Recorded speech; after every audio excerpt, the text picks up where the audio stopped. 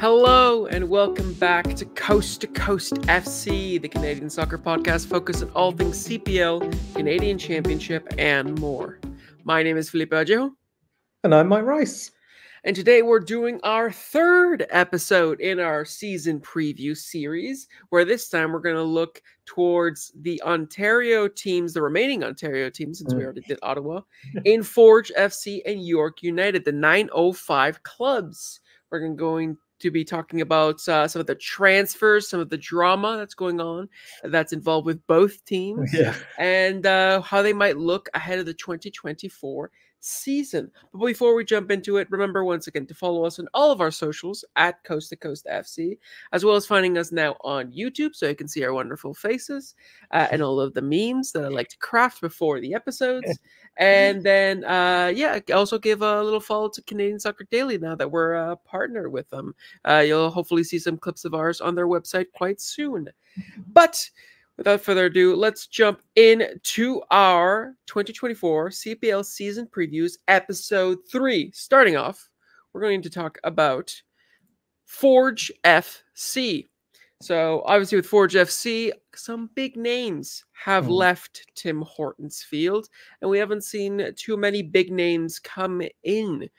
Kind of begs the question, who is going to step up? Maybe some of the youngsters are going to be the ones that are going to step up to fill those gaps that the Stars have left behind.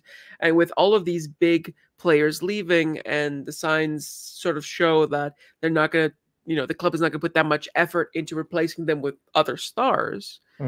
Can Bobby, I mean, he's done it once before, he can probably do it again, but we always have to ask the question, can Bobby keep on forging this year? Nice. Thanks. Yeah. So let's start with some of the incomings that Forge FC have made. They signed a bunch of players at the end of last season on short-term contracts. We're not going to talk about them. We're going to talk about the three main players that they've signed in, which is Elemane Cisse, who for Forge and CPL fans from a couple seasons back will obviously recognize him. He's played for the club before. Nana Opoku Opoma, the Ghanaian player that came from Germany, and the new player that was announced, I believe, a few days ago now, was Daniel Parra, loaned in from Monterrey, something that you think York would do, but actually it's Forge. So we just learned about Parra, what his position actually was. Mike did a little undercover duty about watching some clips to see where he actually played. And we were thinking here initially that he was going to be a replacement for the outgoing Manjikar James, which we'll talk about in a little bit. But he's actually a left back. So he's when you not see a center back. Coming back, you just assume, Manjikar James finally replaced. But no, it is a left back. So interesting signing there by Forge. But looking at the three main signings that Forge have made, Forge already on paper, even with some of the stars that have left, they still have a very good squad. They still have a lot of really good players. So you kind of think, given that they won the North Star Cup last season and they proved everybody wrong that thought that they were in a decline, do you really need to bring in that many players if you have a good solid core? It's the same core they've had for 5 going on 6 years now. But like we've talked about before on the show, this time it feels kind of different. So have the incomings sort of quelled those maybe doubts that you have about Forge, or are you still asking some questions? I think we're all still asking questions. For the sheer fact that it felt like they were trying to hold on to some of these stars that they lost. I mean, Manjikar James, like we just mentioned, when that was done early. But the others, they wanted to, it feels like they wanted to keep hold of Rezat Rama, especially. Defensively, there's a big hole now. And that's something that you can't push up those young players to fill a role from such a big key player.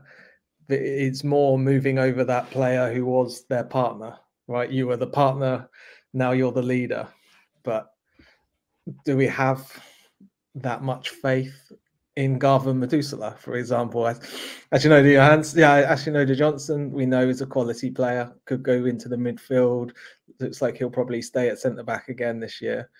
is Methuselah going to be this big like key signing? Because we didn't know if Achinoda Johnson was going to stay as well. It seems like he was testing the market somewhat, and it's big for Forge that he's returned, obviously. But I think one of those questions does come up for you. For you possibly as well, that if he had gone, then what was the plan? It seemed like it was very much just desperately trying to hold on to players. They made a big deal about how many players had re-signed, but there were these key players that it just seemed like that was their focus, and nothing was really in the background to come in at centre back. Yeah, I mean that's a great question about what is the plan, and I mean let's go quickly over the major outgoings. So we're not gonna go through all of them, but like very quickly, obviously we talked about Manjikar James leaving, Rezat Rama left, Abubakar Sissoko went to Athletic Ottawa, and Woobens Passius, who was a big one for them as well, went to Nashville. So they have a lot of gaps. They have a lot of stars that are left, and the idea of like what is the plan is something that for me, and I think a lot of people who are Forge fans and across the league are still sort of wondering what is the plan for Forge, because Forge have always been this stable club, this club that no matter what anyone says, they trust in themselves, they trust in the process, and they manage to get their accolades, and they earn them. Yeah. But this season, it still feels we're a month away. Right? Or just under a month away now from the season opener. So teams are now well into their preseason, and Forge are still missing some key players. You mentioned like Manjikar James. We thought maybe Daniel Parra is the man that was going to come in and replace him. He's a left back. No, he's not. You look at the right back for Rezat Rama, who's going to step into there. Maybe Dominic Samuel. He's played right back before. Back in the day when he was swapping with Jonathan Grant. Could Kwasi Poku or Malik Olawabi Belawu swapped from the left to the right? We don't know, but there's not like a set replacement for Rezat Rama. There isn't a really set replacement for Woobens Passius either, though you could argue that you don't really need him since you already have two strikers in Jordan Hamilton and Terrence Campbell there, and Bobby was having issue fitting all three in and around his plan, so maybe that actually is a blessing in disguise, despite the fact that Passius probably has the highest ceiling out of all of them. And then, I mean, Abubakar Sissoko, that one doesn't probably hurt as much. You bring in Cisse, I think it's like for like replacement. That's the only one that I see is like for like replacements. Passius, maybe you don't actually need a replacement. You already have two strikers. You're fine. But really, it's in the defense where I don't know where the plan is, because what's the right back situation? What's the center back situation? Achinoda Johnson is a fantastic center back. I mean, he won Defender of the Year 2 seasons ago, despite being a defensive midfielder. But I still believe that he should be played in midfield. So it's like, what if your best center back is a defensive midfielder and your other center backs are not up to that par as a defensive midfielder? Then you need to bring somebody else. And they did that last season. They brought in Manjikar James. Now he's left. Who's going to replace that hole? Because Manjikar James was a maverick for Forge in the tenacity that he had. He loved going forward. He was that third striker at times for Forge. He had a tenacity to him that is hard to find in a lot of players, and he's not there anymore. And Rezat Rama, a lot of players or fans might not rate Rezat Rama that highly, but he was a very hard, like classic, just like almost it feels like old English style, just hard in the tackle, no nonsense, but really good going forward as well. These are big players that Forge you would think need to replace, but they haven't put into place. So I think the plan is still sort of unknown to me, and that as the days turn into weeks and they turn into a month away, now it's kind of like, should Forge fans be sweating a little bit and just of where is the recruitment, and if there isn't going to be a recruitment, are we going to be able to compete? I mean, that's the thing. Manjikar James was a plan B when they were struggling going forward. He was heavily relied upon for his sort of his physical attributes, his pace, his strength when dealing in sort of defending in transition. The players who they've still got are a step below.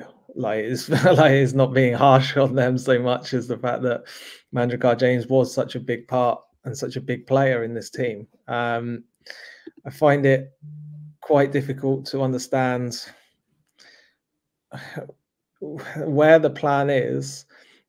And I like the graph you got there leading out these players. They were, I think, one of the biggest things I'm finding in trying to believe in the plan that Forge are having, and the fact that I'm probably harsher on them because of their success they've had. So we're holding them to a higher bar than most other teams because of their consistency year on year in making these replacements. But one thing that I'm curious to hear your point of view is Williams Pacius was never going to stay at Forge for his whole career. He was a really exciting young player who they should have sold, but they haven't. Their plans on the recruitment and the sales haven't quite gone to what they planned. I think they would have seen Pacius as, okay, this is some potential revenue because he's going to go on to bigger things. We should be able to get some money for that. It's got to a point where he's just gone, and he's gone to MLS and he's gone to Nashville. That should have brought in money. Like they should have earned from that, and they haven't. And that's one of the things that it's just another little. It's just one of those little sort of bumps in the road that you feel, and you think, "Oh, what's that? Like, is that a punch?" There's something going on here that isn't going as smoothly as it's gone previously.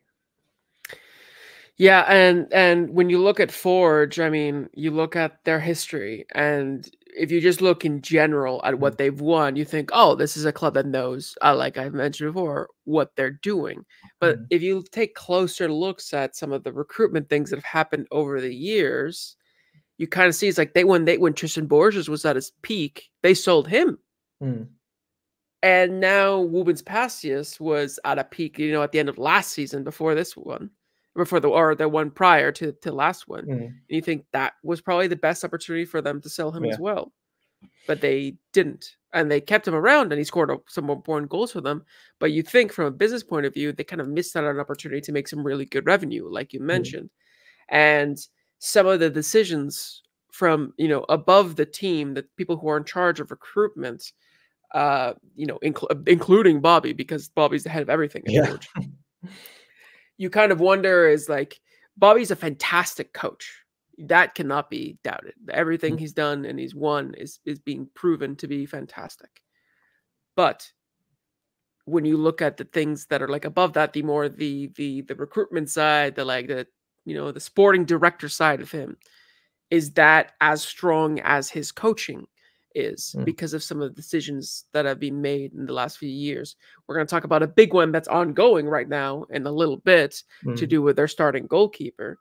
But for me, it's sort of like, is the team performing so consistently and so consistently well because they're always getting trophies at the end of the seasons, papering over some of the little cracks that are showing in the club around their recruitment. Because again, this is not like us being like, oh, you have to sign someone when you sell someone. That's not always true. You can have players around that can, you can move things around. But these are big players that Forge has lost. These are not just any players. These are big players that Forge have lost, and we haven't really seen much done for them to be replaced. And it's starting to get close to the start of the season.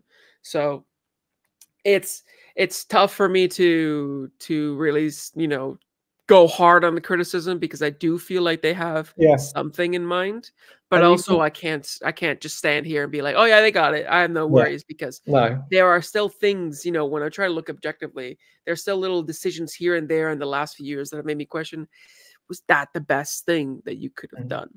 I think it's important to remember, like, these budgets are a lot smaller than compare it like other leagues, neighboring leagues, and other leagues that we may all follow alongside the Canadian Premier League. So things have to be right all the time, and possibly not making money off Rubens Pasillas is having that immediate impact on who they can bring in. I don't know. Like, I'm not in the boardroom there going through all the bank statements, but the fact is that the issues with Media Pro and One Soccer and the Canadian Premier League, we don't know how that has affected teams' preparations. But from a club level, like Forge have got things right all the time. It is still a very young league. This hasn't actually been for that long in the grand scheme of things that they have been getting things right all the time. So when a mistake is made, or when things haven't gone exactly as maybe they would have hoped, it does have quite a big impact, because you aren't just going to go quickly around the back. Oh, it's all right. Here's another million. We'll drop that in and we'll see what happens. These aren't the budgets we're working on in this league. Yeah, it's true. We don't. None of the Forge, or not even Forge, CPL clubs have the Saudi owners that they can just throw money at to help them out. So it's very true. And you look at what they have managed to do with the budget that they've had. Especially post pandemic and everything. The fact that they could continue. A lot of these higher ups, the people that are in charge of these things, obviously know what they're doing. But you look at Forge now, and you look at the situation. Maybe this is a great time to segue into the situation with Tristan Henry. Obviously, that one is a big one, where Tristan Henry basically has asked. I mean, or allegedly. Let's put the words allegedly in front of here, because a lot of things have come out. Northern Tribune came out with an article about what happened with Tristan Henry, about essentially, allegedly, he asked to leave at the end of the season before Forge triggered their contract extension, their contract option. And Forge essentially said no and triggered it anyways. And Tristan was quite upset about it. That's why he did not feature during the CONCACAF games. And that's why instead we saw Chris Kalongo start for him, the 22-year-old who did quite well for like playing Mexican Giants Chivas, just thrown into the fire. But obviously that is still sort of a cloud hanging over the club right now, that no one really knows what's going on with Tristan Henry. And not only is time running out for them to bring in a replacement, time is running out for him to find a club, because it was allegedly put that he was looking for USL championship level so he could go back to the United States to renew his green card. And the USL Championship is almost underway as well, and a lot of teams that have already solidified the squads in the USL Championship, so he's running out of options quite quickly. With this situation as well, isn't it? Exactly. There's only one. It's not rotated quite as often as other positions. Exactly. It's not like, and Tristan Henry wants to go and be a starter at clubs. I'm assuming maybe now he might be okay not being it, but I'm sure at the beginning that's what he wanted, and I think his quality merits it. But you look at the situation, and again, it just feels like Forge mismanaging the situation a little bit, because, and again, we're holding them to a very high standard because they're the best team the league has seen so far. They're the best team in the league historically. So we have to hold them to a high standard. And at the standard that we're holding them, it is a bit of a mismanagement, because this is a key star player for you. This is your starting goalkeeper, been there since day one. He's won Golden Gloves for the league. He's one of the best. He's one of the best, arguably, if not the best keeper the league has seen. And I think he deserves to be able to say, thanks for everything, guys. I've delivered my share. I want to leave. And Forge should let him go. And it's in this situation where I kind of question the plan at Forge.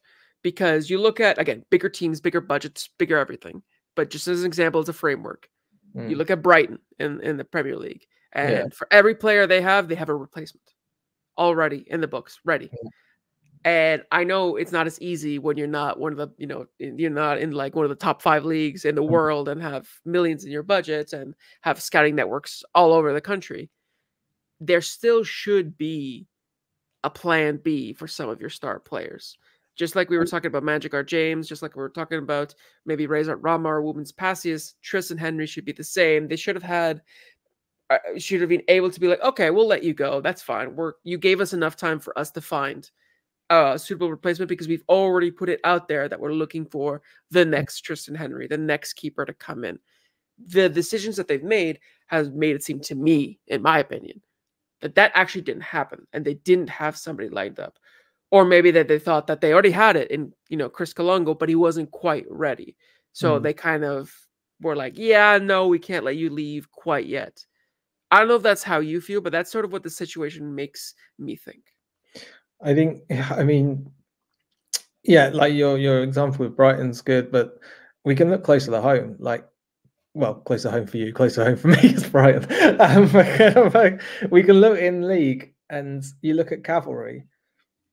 Willie Akio was brought in before they sold Gote Insigne because they knew that Gote Insigne was going. Like he's a player who's gaining interest. Right, let's address this need before it becomes too difficult. Alarcon gets injured. They look at Shamit Shom to come in to the right back and to work. So they've got to double up with him and Fraser Red, and different things can happen. Cavalries look like they're doing that. Like they're prepared for their players to go. They know that that's going to happen, and they're getting. It looks like they're preparing themselves for those departures.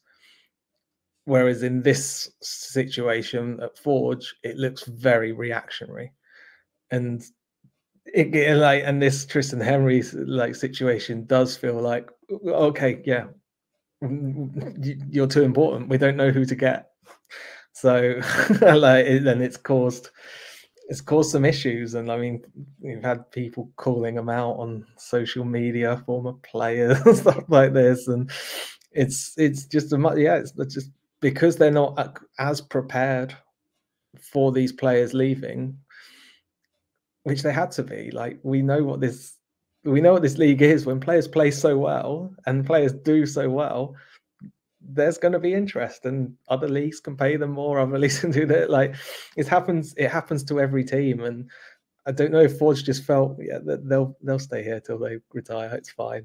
I don't like. It just feels like that maybe was what they were thinking. Yeah, I don't know. It may have been that they got caught by surprise by some of the ask by some of the players to leave, and maybe they weren't quite expecting them or predicting them to be leaving so soon, so they were caught off guard.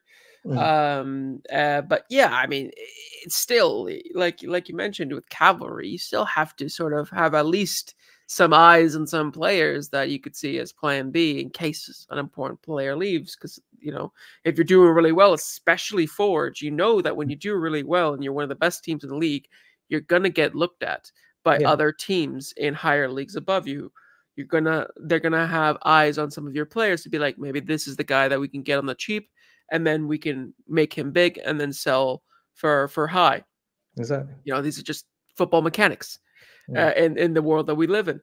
And so again, it's like I don't know how much sympathy I feel for Forge if it is the case that they didn't really have a plan, and so that's why they're like, no, you're too important, you have to stay, and then created this entire situation. So it's going to be a tough one to resolve if he does stay.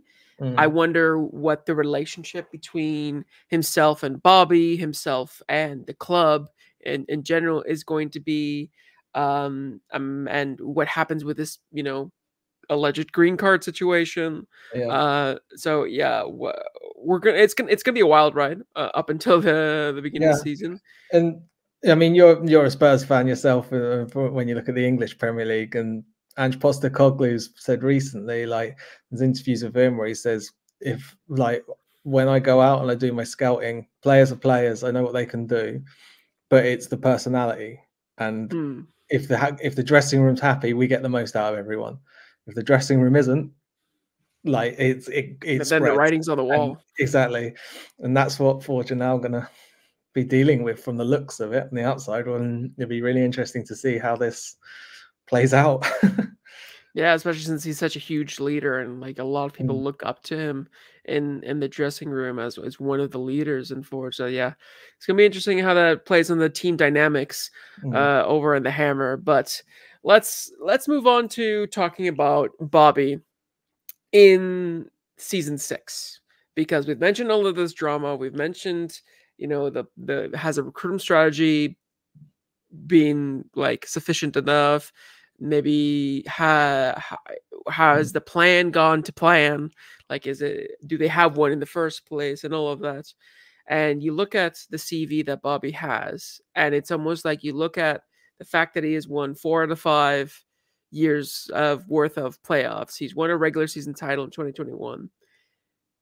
It almost feels wrong to doubt him. It almost feels wrong to say that this year is the year where Forge finally fall. I know everybody except for Forge fans are praying Yes, hoping that for it. that this is Forge's downfall year. Yeah. But if you were looking at it, like if you were Bobby, what would your vision be for this season because of everything that's going on? I mean, is it a year where you sort of accept this might be a transition year where we're not at the top because it's fine, like the cycle is sort of ending, or are you just are you still forging on? Yeah, like we talk about players when they are so successful, and then the next season it might drop off because they've pushed themselves and pushed themselves to win something the year before, and when they come back, it could sometimes they take their foot off the pedal and things like that. And that's not what I'm accusing Bobby of, but you are winning every year and every year, and you just think, like, possibly in his head, like, where it's justifiable to think, well, where's my next challenge? Like, is this what I'm doing for the next 10 years? Am I repeating this cycle of just trying to compete in this league where I know I'm strong and like he's doing a fantastic job, but we talk about players who they have one good season and we're expecting them to go off and go on to a bigger league and onto a bigger league and see where their careers can go. Same goes for coaches. And like, it might be difficult for a coach to consistently like push his team to be exactly like they are and dominant year after year, not knowing that where's the next opportunity coming from. And it's difficult for him, I'd imagine, because it's hard to pin down. It gets linked to so many things, but whether they're realistic or not is a whole other conversation and debatable, like both sides. But it's really difficult to think where do you actually go from Forge, like, and that might be playing on the way this season has started. Yeah, that's a great point, because you look at anywhere in the history of football, the managers that keep winning and winning and winning, eventually you kind of get not bored, but maybe a little bit complacent, or maybe a little bit too comfortable. And a lot of the great managers are too ambitious to get comfortable, and they're like, you know what, I gotta go seek new pastures. Or they're just drained. Like, there's so much goes into that. Like, this isn't just, oh, I'm going to turn up for training and I'll see you Saturday. No, yeah, no, it is extremely draining. You've seen a lot of managers over the years lose their hair. That's why a lot of the great managers are Hasn't bald. lost his beard yet. Yeah, he hasn't lost his beard. That's true. That's if he loses his beard, that's when you know he's lost it. But like, yeah, you look at like Liverpool with Klopp. Klopp just says, "I'm tired," and you know what? Fair. Yeah. Everything that he's done for that club, you can see the same thing for Bobby. Look, he takes on more and more and more responsibility at the club because he really wants to set it up for success. He really wants this to be a long-term thing where they just keep winning, and they are this successful established club in Canada. And all the work that he did beforehand at Sigma, like he's been deep in the Canadian football, specifically in like Hamilton football, for Yeah. time. But at some point, I think everyone has to look and be like, listen, I've put my life's work into this, but maybe now is the time to move on. And with Bobby, as much as like I still can't think of Forge without Bobby. I just Yeah. think the two are synonymous with each other. Mm. If a bigger job, a new challenge pops up, let's say like an MLS one that he's always linked to, or maybe the Canadian men's national team job that he's still linked to. Maybe it's one of those jobs where that makes him finally say, yeah, my time here is done. I've done everything I could. I've set you up for success. Mm. Now I gotta go. I don't I know if guess it's this season, the but question that I'll ask you, just jump in on that, is which MLS team does he go to? He's not going to Montreal. That's been up for grabs. He's not got that. Whether he went for it or not, we don't know. Toronto went with. They've recently replaced their coach, and he was on the table. Like, it wasn't as if they couldn't. Like, he was. It never said, "Oh, I definitely don't want to be considered for this job." And then that just leaves the Whitecaps, and is like, so if he wants to stay in Canada, he's limiting himself to probably one job, which I doubt which is going to be so popular. Like, if Vanni Sartini decides to move on or has a bad year and gets fired, it's not like there's not going to be a hell of a lot of people that want to take this job. So he's gonna have to consider other options. What those are that he's willing to go after and try and put himself forward for, and what leagues that would be, is like, it's quite a big question for him, I think. Yeah, no, for sure. Yeah, you look at across the league, and there are a lot of teams in MLS that are already managers are feeling the pressure. You look at Orlando City, you look at San Jose, but that would be a big jump for him to go to the MLS and to leave Canada behind and go to the US.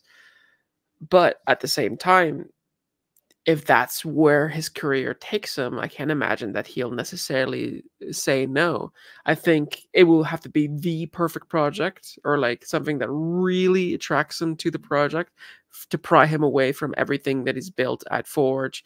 Like we mentioned, he's not just a coach. He has so many different hats at the club as well, that like Forge will have to do a lot to replace him. And he will know that. He will know that he's leaving a huge gap behind. So I think it'll be a big project, but like, if something like that comes around, then I can't imagine him saying no. He seems like he's an ambitious coach that wants to move forward. But I think what possibly we get carried away with is how successful he's been in this little history of the league. It's 5-6 years. Like, yeah, he's been fantastically successful, and wouldn't take that away from him. Yes, I think he'll continue to have a fantastic career. He's obviously incredibly talented, but I don't feel like he can walk into any MLS job, like, no matter how much he wants it.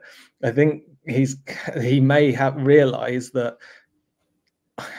to be able to properly get a foot in the door in MLS, maybe he needs to consider MLS Next Pro or other things like that, so he can build up his relationship in a different league. Because I don't know what other countries like, and other leagues like MLS, how they consider the Canadian Premier League, how they consider the job he's done. They might be really interested, but for them, is it proven enough over time? I don't know, because I imagine people who don't pay as much attention to the CPL as we do, they're still not sure what level it is, and like where they're going, and how he could manage these designated players. I mean, like, so he's got a lot of questions like about him that I'd imagine owners of clubs in other leagues would have, just to see how he would do elsewhere. And maybe he has to take that slightly less glamorous job to get himself started, but that can be really hard to do, to leave Forge for a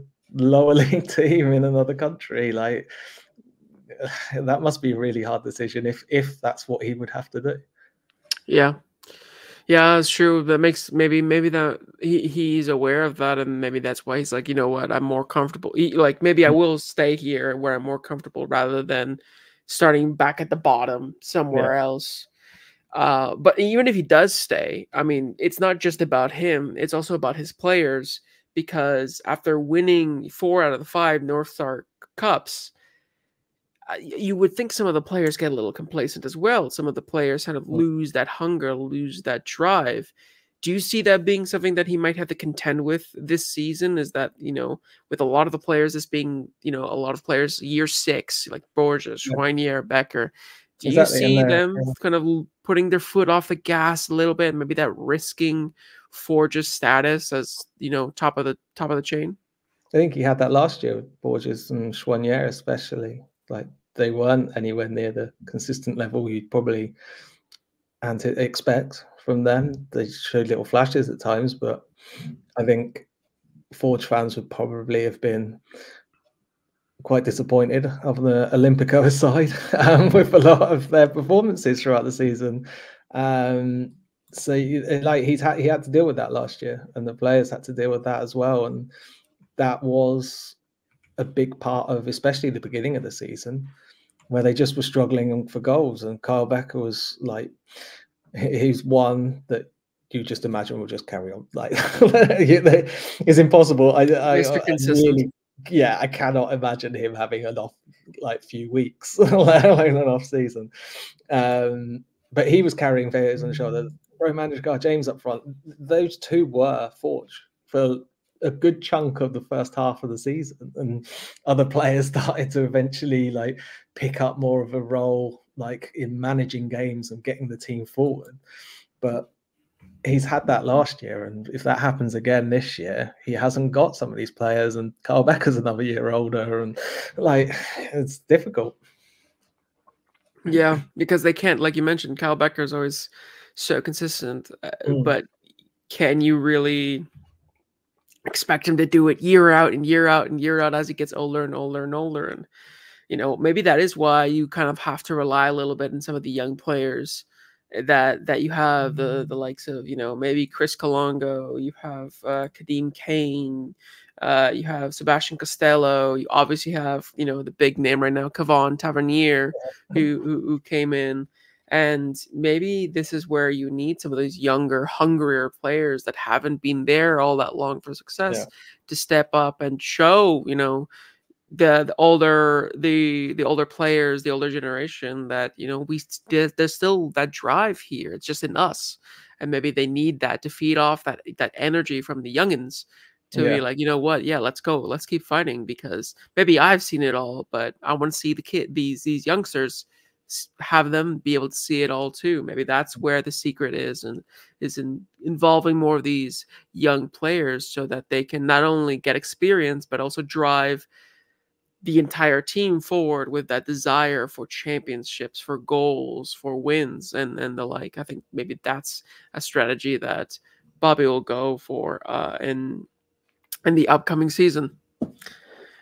But let's talk about now some potential MVPs for Forge FC.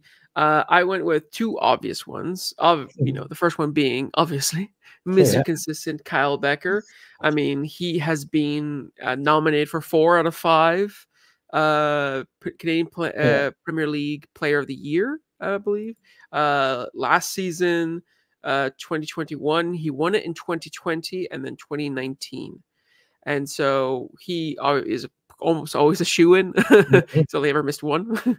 But also, I mean, Benny Badibanga, he was a huge impact last season for them. He was sort of the spark that got them back into sort of their regular form, back to business as usual, and was a real big reason why they pushed on in the latter parts of the season to be able to go and win the North Star Cup, as they always tend to do, right around playoff time. So he's a huge shout as well. And I put also there the new signing Nanapoku Apoma, because he, from what little I've seen of him, seems like he could be another exciting player. And to have, Opoma on one side and Betty Bang on the other, maybe you have some danger there now with the way that Forge play, just in terms of speed and ability on the ball, dribbling and agility. That could be quite dangerous. Any other names for you, or do you think one of these three is probably the favorites? Quite possibly. I mean, there's plays that could be solid. I mean, Ajabapur is fantastic, but his position is quite a little less sexy, I guess, than some of the others, which will make it hard. But I think he was massive for them for the long periods of last season. If they can keep him on the field throughout the year, he could take another step forward. And I mean, we'll see what happens with him. And I guess another one to sort of keep an eye out would be Kwasi Poku. Like, what steps does he make going on from last year? Where do they play him? Like, does Forge? We'll go into what we are predicting the beginning lineup, But things could change with this team, and like obviously we mentioned Daniel Parra as a left back. Does Kwasi Poku move forward? Do they use wing backs? Do they there's because of everything we've just spoken about Forge, there are a lot of question marks about them. So I think where Kwasi Poku ends up playing the majority of his time, like it could make a really big impact. Very true. Very true. And speaking of that, let's move on to the potential starting 11 that we have. As you mentioned, we have Kwasi Poku for now starting at left back. That's a good point about Daniel Parra there, maybe pushing him forward. Manchikar James is left, so there's a question of who starts in center back. We put Garvin Metusala to pair alongside Ashinoe Janssen. Malcolm Duncan is the obvious choice for the right back position there, but is he good enough? That's another question, really. The midfield three, I think, basically chooses itself. The only question is maybe Elimane Cisse comes in for Noah Jensen, but we put Noah Jensen, Kyle Becker, and Alessandro Hojabrapur. And then front three, left wing Benny Bedibanga, striker Terrence Campbell, and then we put right wing Tristan Borges. Because I personally think that he is due for a bit of a comeback year. I think last season, the playoffs, he showed he still has that ability. I think that, maybe this offseason he will work hard. He'll have that hunger again, that drive again, and take that right wing position for his starting. But I wouldn't be surprised if either David Chouanier also does the same thing essentially, or we see the new signing of Nano Poku Opoma come in on that right side. But I think this is a pretty solid starting 11, but there is the obvious question of the goalkeeper. Which is Terrence Campbell got the starts in the CONCACAF, so I imagine he'd continue with that over Jordan Hamilton, and he's another one that if Forge was rotated so much last year and changed things, like in the strikers were moving around and playing wide or front or down the middle, and if they can keep some continuity, you'd imagine that would play that would help with the fact that they are missing some players, like if they're not tinkering quite so much. Yeah, and then the big gap is Tristan Henry. Is he going to start? Is he going to stay? That's why I put question marks in the graphic there, because it might very well be Chris Colongo. It might very well be somebody else that Forge brings in. It's just no. Maybe Gianzavo. We'll get there. But yeah, we have no idea what's going on in the goalkeeper position. So we just put some question marks because it could be anyone. It might be Henry, it might be Kalongo, or it might be somebody completely different. But that is our potential starting 11 for Forge. And now I think it's about due time that we move on to the other 905 club in York United. York United, obviously, for this season, have some new owners. Does that mean that they're going to have a bit of a fresh start now, even though they have a lot of the same sort of players? They do have a couple of key players that have left.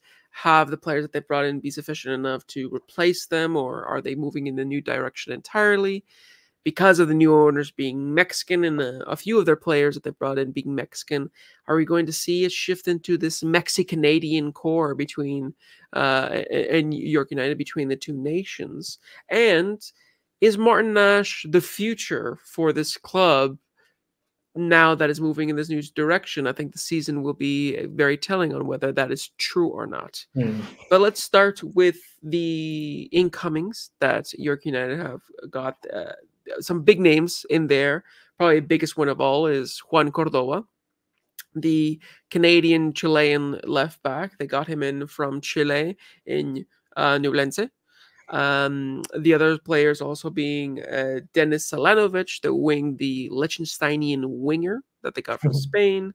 Oswaldo Leon, the defender they got from Dorados. Frank Stirring, another Canadian, big one that they brought in from Austria. Orlando Botello and Josue Martinez. Those are the two Mexicans that they brought in from the Monterrey under 23s. And most recently, they got in Thomas Vincenzini, the French goalkeeper from Belgium.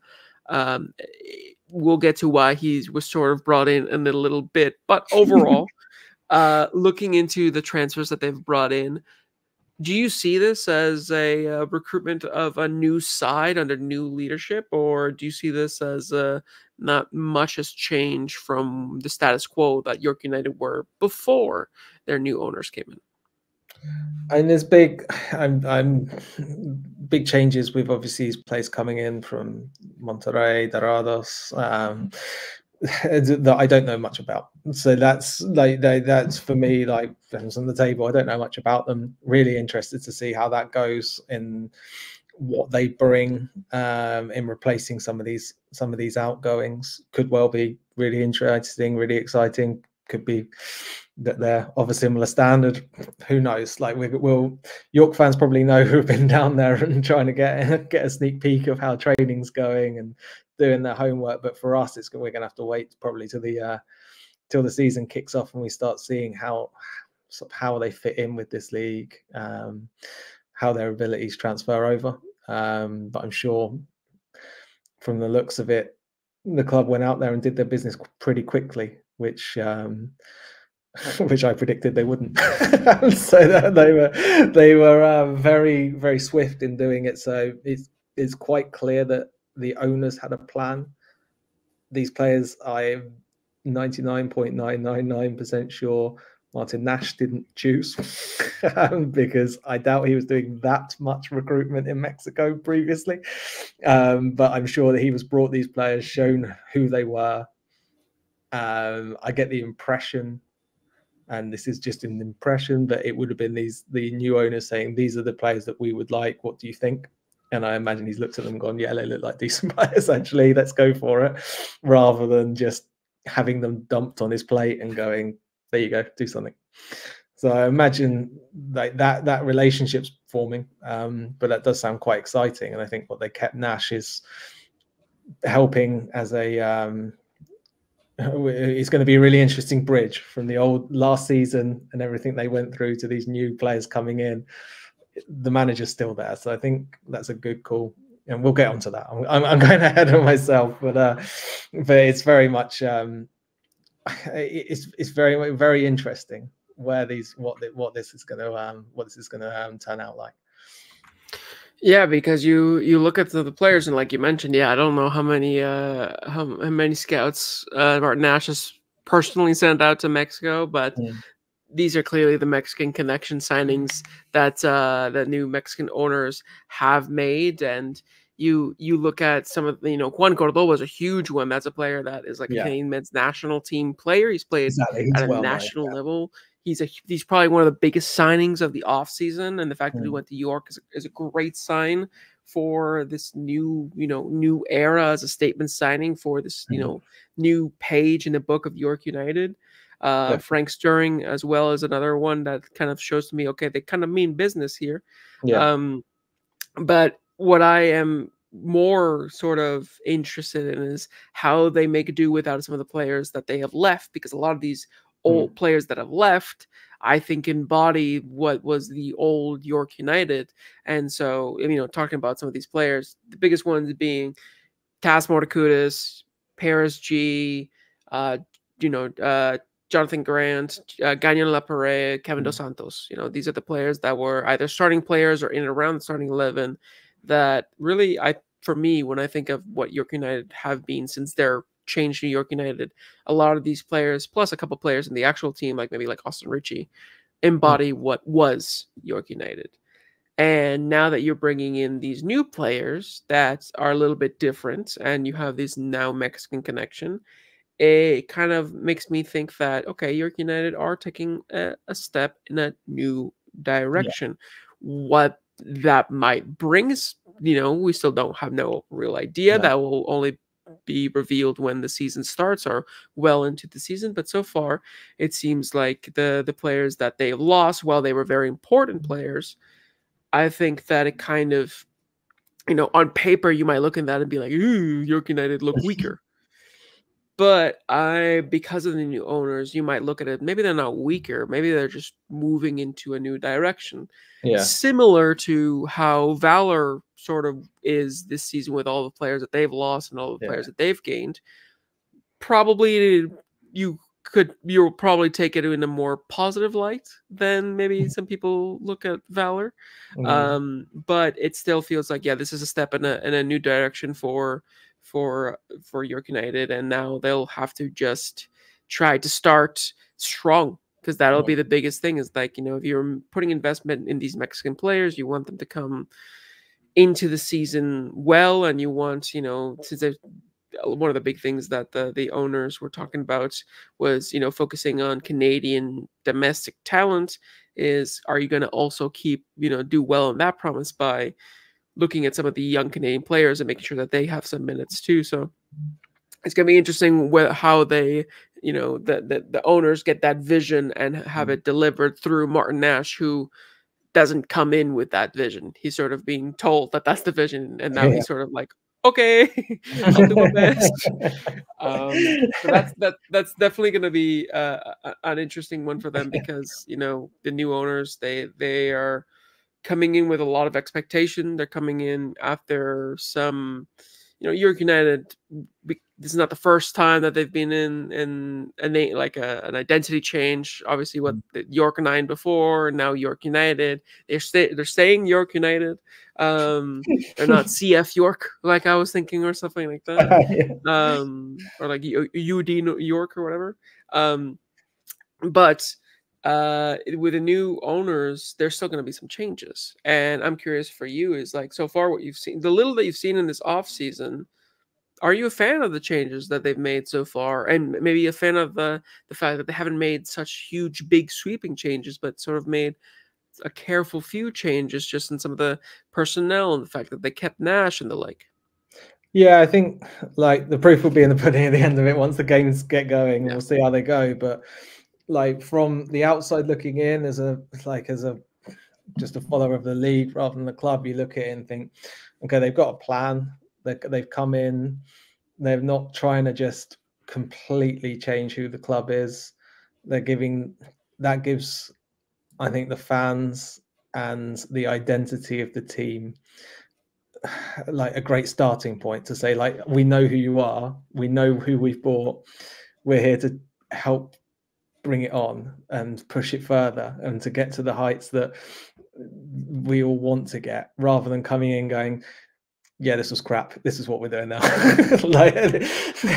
So I think it's really good for the players who are part of this last year that are coming back this year, to know that the owners look like they're coming in and saying, okay, right, there's some good bits here, but like it needs to be better, and this is what we're going to try and do to do that, and we're going to take it one step at a time. And it seems like they're, from the outside looking in, the initial thoughts are like, okay, well, they don't seem crazy, they don't seem like they're just going to go and do wild things. It's going to be an interesting process.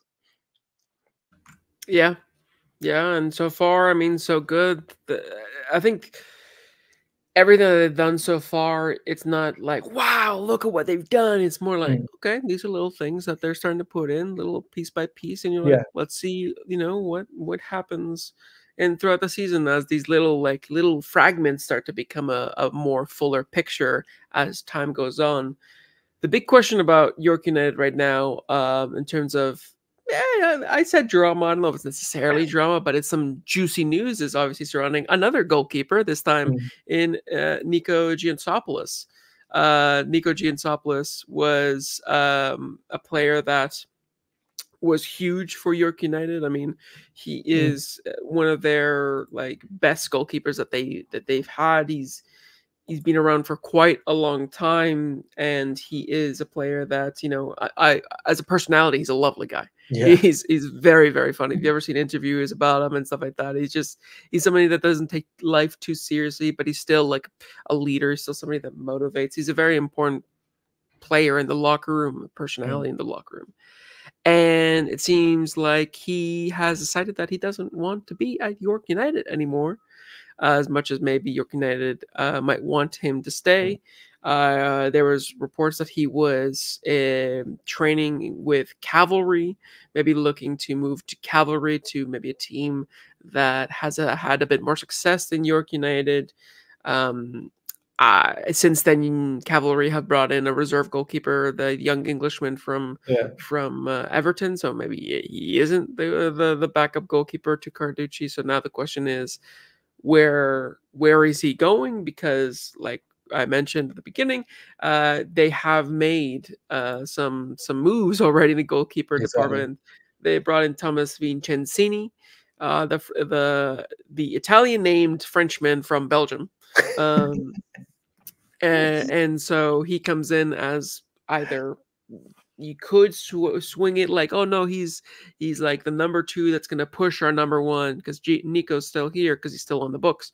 But in my eyes, it really does seem like it's Nico has been replaced by this Vincencini guy, and if Nico can't find other suitors elsewhere, what's going to happen to him? Because then he'll be sort of in the same boat as Tristan Henry, where it's kind of late in the season for other leagues that are around on par with the CPL, like a USL Championship, to be looking for prime number 1. So yeah, it'll be interesting. Maybe, like you mentioned earlier before, maybe he turns to the orange side of Ontario and down that highway. goes from one derby team to the other. That's that would be a very spicy affair. Would make the 905 derbies maybe a little bit more of a volatile environment if he switches sides to the dreaded rivals of Forge. That'd be a great story. That'd be a great storyline for the CPL writers. But yeah, I don't know what else he might be up to. But do you feel like for York United, is this a loss that they can sort of take in because they're kind of in this fresh start, and then maybe before you have this huge personality leave, it would do some damage, but because everyone's saying this is a fresh start for a clean slate for the club, it's all right for him to leave because now we're moving in a new direction. Yeah, I think so. And I think what the fact that he was rotated in and around to get those U21 minutes when David Rosario came in on loan from Toronto, he was Nikos was moved around, and he wasn't the key player that had to play every minute to lead the team. Martin Nash was rotating him. They could have brought in other young players to make those minutes up. They chose a goalkeeper. And I think as it went in towards the end of last season, the chaos that was surrounding York for long periods of it, and the fact that one of your leaders is just getting rotated out for U21 minutes, because that's why he was going out. They didn't go out and sign De Rosario on loan because they needed a goalkeeper. They signed him because they wanted to see what he could do there. And I think that relationship has ended like this because they were looking at the fact that we'll try someone else in the future. Let's try now, and they just the situation probably hasn't been managed as well as it could have been. Yeah, and I mean that's something that you could also be saying that's going on right now with Osaze de Rosario, because the fresh reports from this week is linking him to MLS Next Pro side. I think it was Tacoma Alliance, to be the team that he might be moving to. There's nothing being confirmed yet, but it's, reports have broken out. So maybe he's another player that York United could see kind of letting go, because despite him being, quite good. I mean, 2 seasons ago, he was our top scorer. Last season, he had the unfortunate thing with him, missing time due to some, outside issues. And now maybe they're like, you know what, we're going to move on in a new direction. It's all right if he leaves, if he wants to go to bigger and better pastures in MLS Next Pro. Maybe he wants to make that jump to the MLS like his father did. And so it's like, maybe I think there might be a case where it's like, it's different from the Forge case of this is not necessarily mismanagement, or maybe as bad as mismanagement, because they have sort of the cover excuse of, but we're moving in a new direction. Yeah. So it's okay if these big players leave because we're moving in a new direction. We are getting a new sort of identity under these new owners. So it's more understood. It's more accepted for some of these players to leave. But that doesn't mean that they're if they do leave, their absences won't be felt, and that's going to be the big test, I think, for York United in the upcoming season. Is will they be able to make up for all of these huge players that have left? This sort of, the pairs G's. If Nico and Ozaze leave, then those two, Tas Mortakudis, Kevin Santos, and the like. I think, if they manage to do well, then it shows that, yeah, they did the right decisions. If they don't, then a lot of people will look at the fact that they've left a lot of those players out, and maybe they didn't do enough in the recruitment. That will be something that we'll have to wait and see. But looking now towards, we talked about the fact that, now with Mexican owners, they're going to have this, Mexican-Canadian core. For Martin Nash, is he the future of York United in this new direction? And I'm saying this specifically not because I don't think that he's good enough. I do think he's good enough, and I do think that he knows the club well enough to be able to get them progressing and to be able, the history that I made last season. It's more of the fact that I'm thinking of, like, with Mexican owners and they're bringing in Mexican players. Is Martin Nash the right coach to bring in? Or are you going to want to bring in a coach, not necessarily a Mexican coach, but maybe a coach that is more in line with some of these values that the Mexican owners are bringing in, and because they're bringing in these Mexican players? And I mean, you look at the model of Mexico, a lot of the teams that they have there, it's a reason why, the Liga MX is one of the best leagues in the continent, if not the best league on the continent. So, it's not necessarily a bad thing, but do you see Martin Nash kind of as the future of York United if they keep moving in this direction where they want to kind of have a little bit of a Mexican Canadian core at the forefront? Correct, no. So I don't think I think he'd be incredibly naive not to think that everything has to go very well for him to be there next year. Because this, like we've just said, this club is building a like they're starting to build an identity under new owners. So like things will change no matter what club these owners bought, with probably a couple of exceptions, but they would the manager would have to know, like, I've got to get this right because they have a vision for what they want it to be, and if I don't fit that, I'm gone. Like, it's not like they're offering 5-year contracts to coaches here. So he's got a lot to do to really to understand how to sort of blend this new philosophy that the owners are going to try and create. They seem to the fact that it's going bit by bit seems to, like, they're right, we've got a plan. This is what we want our identity to become. These are like the key factors of what we expect to see off the pitch. This is what we want to see on the pitch, and there's so much more, and he's got to align himself with that. And if it doesn't fit, he'll be gone. If they have a decent season but he doesn't quite fit in everything, he'll be gone. Like, it's going to be really difficult for him. And like we said before we knew who these owners would be, the disciplinary issues that York had last year, we were saying, like, you'd be crazy to carry on with a lot of these players. Like, they lost their heads. Like, how can you rely on them? But the owners are giving him this chance. But yeah, I can only imagine they have their plans in the background for if and when this doesn't go exactly how they want. Yeah. You would imagine that they already have sort of a backup plan there. I mean, it was very smart of them to keep Nash in, because it's a stable presence in what is like a complete overturn of an entire club, basically, by having new owners. So it makes sure that things aren't in complete disarray when you start the season. Like, you have somebody who knows the club, who knows the players, that the players respect, that the players are used to. So it kind of eases them into this transition. But I do believe that they see him as sort of a stopgap between the old era of York United and the new era of York United, where they bring in somebody else, maybe a more experienced coach, maybe with their connections from Mexico, a Mexican coach that can come in, and because he's a coach that maybe has managed in Liga MX or the second Mexican league, brings a lot of experience outside of the CPL to be able to, take York to that next level. That's what I'm imagining is probably what's going to happen. Obviously, that person, so like who are those people they have in mind? Because owners will they always have their eye on the next person just in case, let alone whether they had full belief.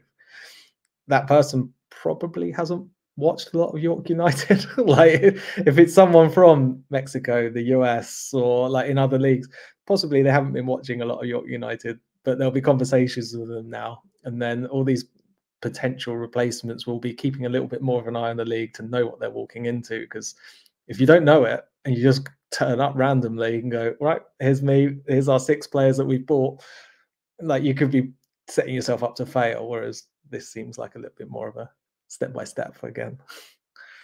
Yeah, for sure. And it is a bit of, it is a smart plan overall. And it's not to discredit anything that Nash has done in his career or what he's done for York United. These things happen when you have new owners, when you have a new identity, when you have a new vision. Some of the things from the era before need to be, unfortunately, moved along. And that might be Martin Nash as well at York United. But still, I hope that he does well this season. I hope that he at least gives a reason for him to be, a candidate even as they look towards a future, give him a fighting chance, and hopefully he can bring the best out of this team. But yeah, it's going to be a little bit of a tall order for him with this new direction that York United are going into. But now let's talk about some potential MVPs that York United might have. I went here for 2 new signings and 1 player that I think most people would guess. Juan Cordova, obviously a high-profile signing, comes in already, is probably one of the best players in the league in his position. And he's going to be somebody that I think a lot of people are going to expect quite a bit from. And then you have also Denis Selanovic, an experienced player, an experienced winger. He's going to come in and hopefully do some damage for York United in the attack. That was something that they were lacking a little bit last season. Hopefully he can bring a new dynamic to York United in the attack. And then obviously Mo Babuli, despite the disciplinary issues that we know that he has, he's still a very good footballer. And he is capable of scoring quite a few goals and being the game changer that York United have relied on time and time and time again. So maybe he will step up in this new era of York United to really be the face of the franchise, as they say, for 2024. Is there anybody else that you see potentially being a potential MVP, or do you see any like one of these 3 being the shoo-ins? Yeah, I think it's going to be a difficult one. Obviously, like we've mentioned before, there's a few of these players that I don't know enough of to really give an opinion on. I'm still, like, we were both big fans of Brem Sumaru last year. Sumaro. We'll see what he can do on the ball a bit more. He was fantastic defensively, like going forward, incredible shot. But if he can, Jeremy Gagnon-Lapierre was the sort of the dictator in the midfield. He's moved on. Whoever takes that role, whether that be Rem Sumaro, who tries to be a little bit more of a playmaker in the middle, as well as that sort of a workhorse, a defensive powerhouse. If he could do that, he could be someone. Like we're big fans. So I know. We'll be sort of interested to see how he develops. Whether it be MVP quality, I don't know, but yeah, he's someone to look out for, I guess. Yeah, good shout. And I mean, if he scores any bangers, any more of those bangers that we saw like last season against Forge, then he'll definitely have a memorable season at the very least. But now let's move on and finish off with the potential starting 11. Now, me and Mike had quite a difficult time actually getting this done because of the different players coming in, and are they going to have, it's still Martin Nash, but it's is he going to try to do something different? A lot of the Mexican players, are they going to be played right away? Yada yada yada. And obviously the whole Nico Giansopoulos thing. But we've put Vincenzini as a starting goalkeeper. I think Giansopoulos probably likely won't play for the club again. So that might be it for Nico, unfortunately, at York United, or fortunately, if you think that it's best for both parties. In the defense, we went Juan Cordova on the left side, Max Ferrari on the right side of wingback. Center backs are a bit of a tough one because you think of Noah Batne and you think that has he done enough last season to warrant starting. But you look at the players that they brought in, like Frank Stirring, and you look at Oswaldo Leon, and you think they'll probably be ahead in the pecking order. In the midfield, in the sort of 4-2-3-1 that we made, the double pivot, Brem Sumaro, I think it's a shoe-in. And then we put Elijah Adekugbe alongside him. The front four was a little bit tricky as well, because where do you put Babuli? Do you put him at striker? Do you put a 10? If Dozaze leaves, who's going to replace him at the number 9? Has Brian Wright done enough to warrant it? In the end, we went with Austin Ritchie at the 10, Clement Bahia on the left, Denis Alanovic, a new signing, on the right, and then number 9 starting Mr. Mo Babuli as the starting striker. So this is what we think the starting 11 is going to be. But do you expect maybe some surprises in the starting 11 once the season starts for York United, Mike? Definitely. I think this is one of the ones we're going to get quite badly wrong. You might be way off the mark. Yeah, just because we sound like a broken record. We don't know a lot of these players that they brought in.